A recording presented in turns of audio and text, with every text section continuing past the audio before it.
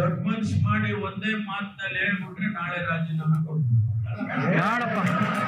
ಸ್ನೇಹಿತರೆ ನಮಸ್ಕಾರ, ನಾನು ನಿಮ್ಮ ರಾಕೇಶ್ ಶಾರುಂಡಿ. ಕಾಂಗ್ರೆಸ್ನಲ್ಲಿ ಕುರ್ಚಿಗಾಗಿ ಕಾದಾಟ ನಡೀತಾ ಇದೆ. ಬಿಜೆಪಿಯಲ್ಲಿ ಇನ್ನೊಂದು ಕಡೆ ಬಣ ಬಡಿದಾಟ ಶುರುವಾಗಿದೆ. ಕರ್ನಾಟಕ ರಾಜ್ಯ ಸ್ವಪ್ರತಿಷ್ಠೆಗಳಿಂದ, ಅಧಿಕಾರ ದಾಹದಿಂದ, ಸ್ವಾಭಿಮಾನದಿಂದ ಹೀಗೆ ಒಂದಿಲ್ಲೊಂದು ಸಮಸ್ಯೆಗಳಿಂದ ರಾಜ್ಯದ ಪ್ರಗತಿ ಕುಂಟುತ್ತಾ ಸಾಗ್ತಾ ಇದೆ. ಇತ್ತ ಸಿದ್ದರಾಮಯ್ಯ ಅವರ ರಾಜೀನಾಮೆಗೆ ಆಗ್ರಹಿಸಿ ಬಿಜೆಪಿ ಹೋರಾಟ ನಡೆಸಿದ್ರು ಕೂಡ ಒಂದು ಕಡೆ ಯಾವುದೇ ಪ್ರಯೋಜನಗಳು ಕೂಡ ಆಗಿಲ್ಲ. ಕೆಪಿಸಿಸಿ ಹುದ್ದೆಯಿಂದ ಡಿಕೆಶಿನ ಕೆಳಗಿಳಿಸಬೇಕು ಅನ್ನೋ ಭಿನ್ನ ಮತೀಯರ ಕುತಂತ್ರಗಳು ಕೂಡ ವರ್ಕೌಟ್ ಆಗ್ತಾನೇ ಇಲ್ಲ. ಈ ನಡುವೆ ಕರ್ನಾಟಕದ ಹೋಮ್ ಮಿನಿಸ್ಟರ್ ಅಧಿಕಾರಕ್ಕೆ ಬಂದ ಮೇಲೆ ಕಾನೂನು ಸುವ್ಯವಸ್ಥೆ ಹದಗೆಟ್ಟಿದೆ ಅನ್ನೋ ಆರೋಪಗಳು ಪದೇ ಪದೇ ಕೇಳಿ ಬರ್ತಾನೆ ಇರುತ್ತೆ. ಇಂತಹ ಟೀಕೆ ಟಿಪ್ಪಣಿಗಳ ನಡುವೆ ಗೃಹ ಸಚಿವರು ಶಾಕಿಂಗ್ ಹೇಳಿಕೆಯೊಂದನ್ನು ನೀಡಿ ಸುದ್ದಿ ಆಗ್ತಾ ಇದ್ದಾರೆ. ರಾಜೀನಾಮೆಯ ಮಾತುಗಳು ಗೃಹ ಸಚಿವರಾದಂಥ ಪರಮೇಶ್ವರ್ ಅವರ ಬಾಯಿಂದ ಬಂದು ಬಿಟ್ಟಿವೆ. ಹಾಗಾದರೆ ಪರಮೇಶ್ವರ್ ಅವರ ಬಾಯಲ್ಲಿ ಇಂತಹ ಮಾತುಗಳು ಬರಲಿಕ್ಕೆ ಏನಾದರೂ ಕಾರಣಗಳಿದೆಯಾ? ಜೊತೆಗೆ ಈ ಮಾತಿನ ಬೆನ್ನಲ್ಲೇ ಗೃಹ ಸಚಿವರ ಹೇಳಿಕೆ ವಿರುದ್ಧ ಜನಸಾಮಾನ್ಯರು ಟ್ರೋಲ್ ಕೂಡ ಮಾಡಿ ಅವ್ರನ್ನ ಟೀಕೆ ಟಿಪ್ಪಣಿ ಮಾಡ್ತಾ ಇದ್ದಾರೆ. ಮೊದಲು ಆ ಕೆಲಸವನ್ನು ಮಾಡಿಬಿಡಿ, ನೀವು ರಾಜೀನಾಮೆ ಕೊಟ್ಟುಬಿಡಿ, ನೀವಿದ್ದಾಗ ಅಂತಹ ಉದ್ಧಾರ ಆಗೋ ಕೆಲಸಗಳೇನೂ ಆಗಿಲ್ಲ ಅಂತ ವ್ಯಂಗ್ಯ ಕೂಡ ಮಾಡ್ತಿದ್ದಾರೆ. ಸ್ನೇಹಿತರೆ, ಸಚಿವರ ಹೇಳಿಕೆ ರಾಜಕೀಯ ವಲಯದಲ್ಲೂ ಕೂಡ ಯಾವ ರೀತಿಯಾದಂಥ ಪರಿಣಾಮ ಬೀರಬಲ್ಲದು ಅನ್ನೋದನ್ನು ಕೂಡ ನೋಡ್ತಾ ಹೋಗೋಣ. ಸದ್ಯ ಕಾಂಗ್ರೆಸ್ನಲ್ಲಿ ಕುರ್ಚಿ ಫೈಟ್ ಜೋರಾಗಿ ನಡೀತಾ ಇದೆ ಅನ್ನೋ ಸುದ್ದಿ ನಿಮಗೆಲ್ಲ ಗೊತ್ತೇ ಇದೆ. CM ಹಾಗೂ KPCC ಅಧ್ಯಕ್ಷರ ಬದಲಾವಣೆ ಆಗಬೇಕು ಅನ್ನೋ ಚರ್ಚೆಯ ನಡುವೆಯೇ ಗೃಹ ಸಚಿವರ ಮಾತುಗಳು ಸಂಚಲನವನ್ನು ಉಂಟು ಮಾಡಿವೆ. ಸ್ವಕ್ಷೇತ್ರದಲ್ಲೇ ತಮ್ಮ ಅಭಿಮಾನಿ ಕಾರ್ಯಕರ್ತರ ಸಮ್ಮುಖದಲ್ಲೇ ಈ ರೀತಿಯಾದಂಥ ಹೇಳಿಕೆಯೊಂದನ್ನು ನೀಡಿ ಗೃಹ ಸಚಿವರು ಅಚ್ಚರಿಯನ್ನು ಮೂಡಿಸಿಬಿಟ್ಟಿದ್ದಾರೆ. ತುಮಕೂರು ಜಿಲ್ಲೆ ಕೊರಟಗೆರೆಯ ರಾಜೀವ್ ಭವನದಲ್ಲಿ ನಡೀತಾ ಇದ್ದಂಥ ಕಾರ್ಯಕರ್ತರ ಸಭೆಯಲ್ಲಿ ಇದೇ ಡಾಕ್ಟರ್ G. ಪರಮೇಶ್ವರ್ ಅವರು ಭಾಗವಹಿಸಿದರು. ಮಾತನಾಡಬೇಕಾದ್ರೆ ಆ ಮಾತನಾಡೋ ವೇಳೆ ನೀವೆಲ್ಲ ಒಪ್ಪಿದ್ರೆ ನಾಳೆನೇ ನಾನು ರಾಜೀನಾಮೆ ನೀಡಿಬಿಡ್ತೀನಿ ಅಂತ ಹೇಳಿಬಿಟ್ರು. ಇದು ಆರಂಭದಲ್ಲಿ ಕಾರ್ಯಕರ್ತರಲ್ಲಿ ಸ್ವಲ್ಪ ಗೊಂದಲಕ್ಕೂ ಕೂಡ ಕಾರಣವಾಯಿತು. CM ಸಿದ್ದರಾಮಯ್ಯ ಬದಲಾವಣೆಯ ಕೂಗು ಕೇಳಿ ಬರ್ತಾ ಇರೋ ಹಿನ್ನೆಲೆ ಎಲ್ಲೋ ಒಂದು ಕಡೆ ಪರಮೇಶ್ವರ್ಗೆ CM ಪಟ್ಟ ಸಿಗಬಹುದು ಅನ್ನೋ ನಿರೀಕ್ಷೆಯಲ್ಲೂ ಕೂಡ ಇದ್ದಾರೆ. ಆದರೆ ಈ ಭರವಸೆಗಳ ನಡುವೆ ನಮ್ಮ ನಾಯಕರು ರಾಜೀನಾಮೆ ಮಾತನಾಡ್ತಾ ಇದ್ದಾರೆ ಅಂತ ಕನ್ಫ್ಯೂಸ್ ಕೂಡ ಕಾರ್ಯಕರ್ತರು ಆಗಿಬಿಟ್ರು.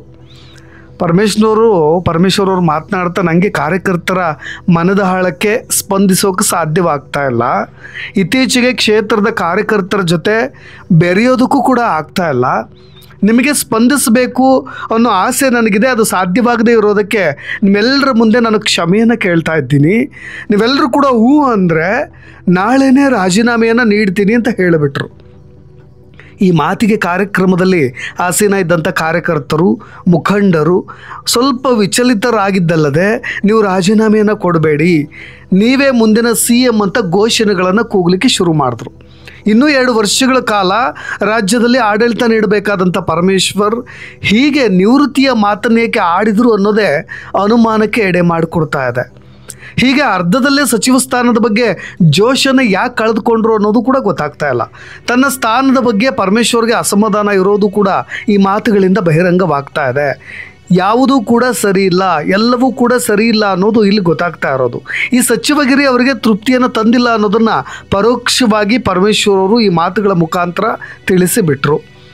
ಪರಮೇಶ್ವರ್ ಅವರ ಸಚಿವ ಸ್ಥಾನವೂ ಕೂಡ ಹಗ್ಗದ ಮೇಲಿನ ನಡಿಗೆ ಅನ್ನೋದು ಖಚಿತವಾಗ್ತಾ ಇದೆ. ಇತ್ತೀಚೆಗೆ ಡಾಕ್ಟರ್ G. ಪರಮೇಶ್ವರ್ ಅವರು ರಾಜ್ಯದಲ್ಲಿ ಆಗ್ತಾ ಇರೋ ಬೆಳವಣಿಗೆಗಳ ಬಗ್ಗೆ ಮಾತನಾಡಲಿಕ್ಕೆ ಹೈಕಮಾಂಡ್ ಜೊತೆ ಚರ್ಚೆ ಮಾಡೋಕ್ಕೆ ದಿಲ್ಲಿಗೆ ತೆರಳಿದ್ರು. ಅಲ್ಲಿ ಹಲವು ಮಹತ್ವದ ವಿಷಯಗಳು ಕೂಡ ಬಗ್ಗೆ ಚರ್ಚೆ ಕೂಡ ನಡೀತು.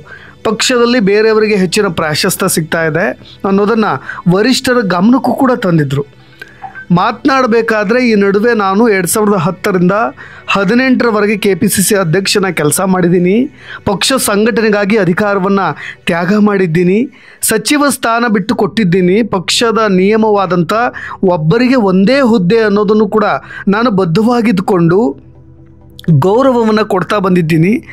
ಈಗ ಪಕ್ಷದಲ್ಲಿ ಬೇರೆಯವರಿಗೆ ಹೆಚ್ಚಿನ ಪ್ರಾಶಸ್ತ್ಯವನ್ನು ನೀಡಲಾಗ್ತಾ ಇದೆ. SC ಸಮುದಾಯದ ನಾಯಕರನ್ನ ಪಕ್ಷದಲ್ಲಿ ಕಡೆಗಣಿಸ್ತಿದ್ದಾರೆ. ಜೊತೆಗೆ ದಲಿತ ಸಮುದಾಯದ ನಾಯಕರಿಗೆ ಮನ್ನಣೆ ನೀಡಬೇಕು ಅಂತ ವಿನಂತಿ ಕೂಡ ಮಾಡಿದರು.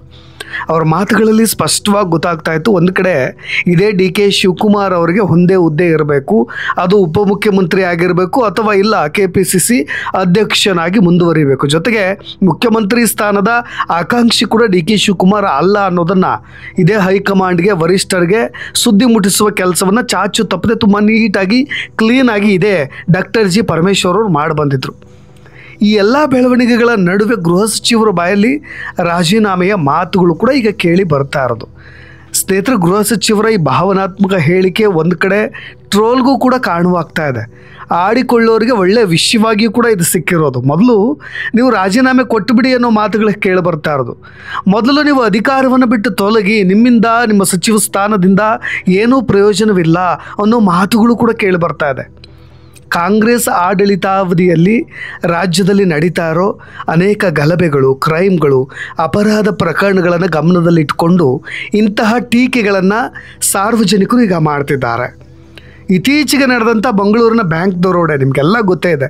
ಬೀದರ್ನ ಶೂಟೌಟ್ ಪ್ರಕರಣ, ಸಿಲಿಕಾನ್ ಸಿಟಿಯಲ್ಲಿ ನಡೆದಂಥ ಗೋವಿಗೆ ಕೆಚ್ಚಲಿಗೆ ಕತ್ತರಿ ಹಾಕಿದ ಕೇಸ್, ಇವೆಲ್ಲವೂ ಕೂಡ ಇನ್ನೂ ಬಿಸಿ ಬಿಸಿಯಾಗಿರ್ತಕ್ಕಂಥ ಸುದ್ದಿ. ಉದಯಗಿರಿ ಗಲಭೆ, ಹೀಗೆ ಒಂದೆರಡಲ್ಲ. ಇದೇ ಗೃಹ ಸಚಿವರ ಆಡಳಿತದ ಟೈಮ್ನಲ್ಲಿ ಸರಿಯಾಗಿ ಎಲ್ಲ ಪ್ರಕರಣಗಳನ್ನು ನಿಭಾಯಿಸಿಲ್ಲ ಅನ್ನೋ ಗಂಭೀರ ಆರೋಪಗಳು ಕೇಳಿ ಬರ್ತಾನೇ ಇವೆ. ಜೊತೆಗೆ ಈಗ ರಾಜೀನಾಮೆ ಮಾತುಗಳನ್ನು ಆಡಿರೋದು ಕೂಡ ಅದಕ್ಕೆ ಪುಷ್ಟಿ ನೀಡುವಂತೆ, ಅದರ ವಿರುದ್ಧವಾಗಿ ಜನರು ಕೂಡ ಆಕ್ರೋಶವನ್ನು ಹೊರಹಾಕುವಂತೆ ಮಾಡಿಬಿಟ್ಟಿವೆ. ಡಾಕ್ಟರ್ G ಪರಮೇಶ್ವರ್ ಅವರಿಗೆ ಕೊಟ್ಟ ಅಧಿಕಾರವನ್ನು ನಿಭಾಯಿಸೋಕೆ ಸರಿಯಾಗಿ ಬರ್ತಿಲ್ಲ, ಅವರು ವೇಸ್ಟ್ ಅನ್ನೋ ರೀತಿಯಾಗೂ ಕೂಡ ವಿರೋಧಗಳು ಕೇಳಿ ಬರ್ತಾ ಇರೋದು. ಪರಮೇಶ್ವರ್ ಕೇವಲ ಕಾಂಗ್ರೆಸ್ ಪಕ್ಷದ ಮಿನಿಸ್ಟರಾಗಿ ಕೆಲಸ ಮಾಡ್ತಿದ್ದಾರೆ, ಅವರು ರಾಜ್ಯದ ಹೋಮ್ ಮಿನಿಸ್ಟರ್ ಆಗೋಕೆ ಲಾಯಕ್ಕಿಲ್ಲ ಅನ್ನೋ ಆರೋಪಗಳು ಕೇಳಿ ಬರ್ತಾ ಇರೋದು. ಭದ್ರಾವತಿಯಲ್ಲಿ ನಡೆದಂಥ ಒಬ್ಬ ಸರ್ಕಾರಿ ಅಧಿಕಾರಿ ಮೇಲಿನ ದೌರ್ಜನ್ಯದ ವಿರುದ್ಧ ಗೃಹ ಸಚಿವರ ಹೇಳಿಕೆಗಳು ಕೂಡ ಸಿಕ್ಕಾಪಟ್ಟೆ ಟ್ರೋಲ್ ಕೂಡ ಆಗಿತ್ತು.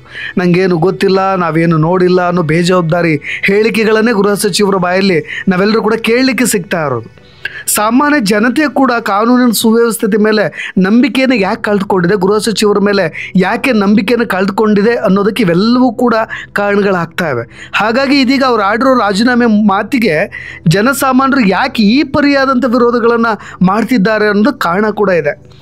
ಸ್ನೇಹಿತರೆ, ರಾಜ್ಯ ಕಾಂಗ್ರೆಸ್ ಸರ್ಕಾರದ G ಪರಮೇಶ್ವರ್ ಅವ್ರನ್ನ ಕೂಡಲೇ ಗೃಹ ಸಚಿವ ಸ್ಥಾನದಿಂದ ಕೆಳಗಿಳಿಸಬೇಕು ಅಂತ ಜನಸಾಮಾನ್ಯರ ಜೊತೆ ಪ್ರತಿಪಕ್ಷಗಳು ಕೂಡ ಆಗ್ರಹ ಮಾಡಿತ್ತು. ಇತ್ತೀಚೆಗೆ ರಾಜ್ಯದಲ್ಲಿ ನಡೀತಾ ಇರೋ ಅಪರಾಧ ಪ್ರಕರಣಗಳನ್ನು ಉಲ್ಲೇಖ ಮಾಡಿ ಕಾಂಗ್ರೆಸ್ ಸರ್ಕಾರಕ್ಕೆ ಮಾನ ಮರ್ಯಾದೆ ಇದ್ದರೆ ಮೊದಲು ಈ ಅಸಮರ್ಥ ಗೃಹ ಸಚಿವ ಡಾಕ್ಟರ್ G ಪರಮೇಶ್ವರ್ ಅವ್ರನ್ನ ಆ ಸ್ಥಾನದಿಂದ ಕಿತ್ತು ಹಾಕಬೇಕು ಅಂತ ಗುಡುಗಿತ್ತು. ಅಪರಾಧಿಗಳಿಗೆ ಕಾನೂನಿನ ಭಯ ಇಲ್ಲ, ದುರಾಡಳಿತ ಸರ್ಕಾರ ಇನ್ನು ಕಾನೂನನ್ನು ಕಾಪಾಡಬೇಕಾದಂಥ ಗೃಹ ಸಚಿವರೇ ಅವರಿಗೆ ಕುಮ್ಮಕ್ಕನ್ನು ನೀಡ್ತಿದ್ದಾರೆ ಅಂತೆಲ್ಲ ವಿರೋಧವನ್ನು ಮಾಡಲಾಗಿತ್ತು. ಇದೀಗ ರಾಜೀನಾಮೆ ನೀಡ್ತೀನಿ ಅಂತ ಹೇಳಿಕೆ ಕೊಟ್ಟಿರೋ ಗೃಹ ಸಚಿವರ ಮಾತುಗಳಿಗೂ ಕೂಡ ಕಲರ್ಫುಲ್ ಕಮೆಂಟ್ಸ್ ಕೂಡ ಬರ್ತಾ ಇರೋದು ನಮಗೆಲ್ರಿಗೂ ಕೂಡ ಸಹಜವಾಗಿ ಅದನ್ನು ತಮಾಷೆ ಅಂತ ಅನ್ನಿಸ್ತಾ ಇದೆ. ಅದೇನೇ ಇರಲಿ, ಕಾಂಗ್ರೆಸ್ನಲ್ಲಿ ಒಳಬೇಗುದಿ ಹೊತ್ತಿ ಹುರಿತಾ ಇದೆ. ಅದು ಯಾವಾಗ ಸಿಡಿಯುತ್ತೋ ಗೊತ್ತಿಲ್ಲ.